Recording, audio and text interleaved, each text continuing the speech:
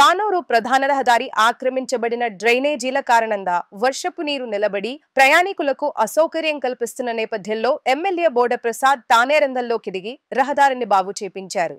ఎప్పుడైతే కానూరు ప్రధాన రహదారి వర్షాల కారణంగా ప్రయాణికుల రాకపోకలకి అసౌకర్యంగా ఉందని తెలిసిందో ఎమర్జెన్సీ నేపథ్యంలో రోడ్డు పనులు మొదలు పెట్టామని, అర్ధరాత్రి 12 గంటల వరకుండి రహదారి పనులు చేయించామని, మళ్లీ ఉదయం కూడా రోడ్డు పరిస్థితి తనిఖీ చేయడం జరిగిందని పేర్కొన్నారు.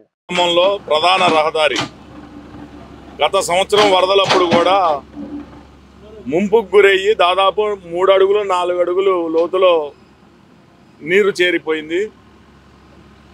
అప్పుడు కూడా రోడ్డు ఏదైతే డ్యామేజ్ అయిందో ఆ రోడ్డుని రాత్రికి రాత్రి రిపేర్ చేసి రోడ్డు నిర్మాణం చేయడం జరిగింది.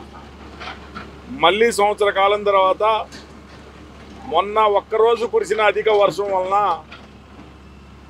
ఈ కానూరు ప్రాంతంలో, అంటే గత సంవత్సరం పనిచేసిన ప్రాంతం కాకుండా ఇంకొద్దిగా పల్లపు ప్రాంతంలో ఇదే ప్రధాన రహదారిలో మళ్ళీ 2 నుంచి 3 అడుగుల వరకు కూడా ఈ యొక్క వర్షపు నీరు చేరటం, అంటే ఈ అటు ఇటు ఉన్న డ్రైనేజీల ఆక్రమణలకు గురయ్యి నీరు పారుదల కాక నీరు నిలబడిపోవటం వలన రోడ్డు అంతా కూడా డ్యామేజ్ అయింది. ఈరోజు వేల మంది ప్రయాణికులు, అంటే ఇక్కడ కాలేజీలు స్కూల్స్ ఎక్కువగా ఉండటం వలన, ఆటో నగర్కి కనెక్టివిటీ ఉండటం వలన పెద్ద పెద్ద వాహనాలు, పిల్లలు, స్కూల్స్ ఇదంతా ఎక్కువ మంది తిరుగుతూ ఉండటం వల్ల తీవ్ర ఇబ్బందులు గురయ్యారు. గత 2 రోజుల నుంచి రాత్రికి రాత్రి ఎక్కడైతే ఆక్రమణలు ఉన్నాయో డ్రైనేజీలన్నీ కూడా తొలగించి నీరంతా కూడా వెళ్ళిపోయినాక ఈ యొక్క అభివృద్ధి పనులు ఎమర్జెన్సీ వర్క్ కింద చేయడం జరుగుతూ ఉంది. నేను ఒకటే చెప్తా ఉన్నా, అనేక మంది అనేక రకాలుగా విమర్శలు చేయొచ్చు. కష్టం ఎక్కడుంటే అక్కడ ఉంటా, బాధ ఎక్కడుంటే అక్కడ ఉంటా. రాత్రి లేదు, పగలు లేదు. ఈరోజు నిలువు కాలం మీద నిలబడి రాత్రి 11-12 గంటల దాకా ఇక్కడ పనిచేసాం. మళ్ళీ ఉదయం వచ్చి నీరు పోయిందో లేదో చూసుకొని 9 గంటలకల్లా వెహికల్స్ అన్ని అరేంజ్ చేసుకొని ఈ రోడ్ రిపేర్ వర్క్లు మొదలుపెట్టాం.